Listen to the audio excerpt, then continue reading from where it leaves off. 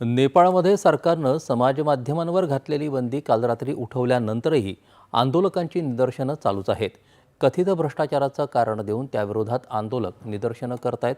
काठमांडूमध्ये सुरू असलेल्या निदर्शनांदरम्यान आंदोलकांनी दगडफेक केल्याचं वृत्त आहे. तिथं उसळलेल्या हिंसात्मक स्थितीवर नियंत्रण मिळवण्यासाठी पोलिसांना अश्रुधुराचा वापर करावा लागला. दरम्यान नेपाळचे पंतप्रधान के.पी. शर्मा ओली यांनी आज संध्याकाळी सर्वपक्षीय बैठक बोलावली आहे. सद्यस्थितीचं मूल्यमापन करून त्यावर अर्थपूर्ण तोडगा काढण्यासाठी संबंधित पक्षांशी संवाद सुरू असल्याचं ओली यांनी म्हटलं आहे. नेपाळ सरकारनं 3 दिवसांपूर्वी फेसबुक, व्हॉट्सॲप, इंस्टाग्राम, एक्स यासह 26 समाजमाध्यमांवर बंदी घालण्याचा आदेश दिला होता. ही माध्यमं नेपाळ सरकारच्या दप्तरात नोंदणीकृत नसल्यामुळे हा निर्णय घेण्यात आला होता. यानंतर काल नेपाळमध्ये हिंसक निदर्शनं झाली.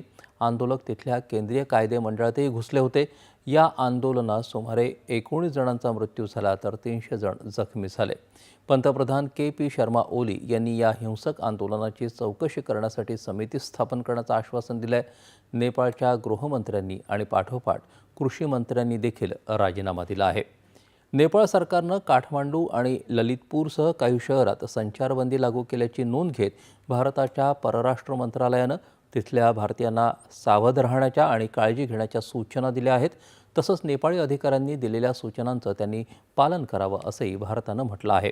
नेपाळचा जवळचा मित्र आणि शेजारी देश या नात्यानं भारतानं तिथल्या स्थितीबद्दल चिंता व्यक्त केली आहे. सर्व संबंधितांनी संयम राखावा आणि संवादाच्या माध्यमातून शांततामय मार्गानं उपाय शोधावा असं आवाहन भारतानं केलं आहे.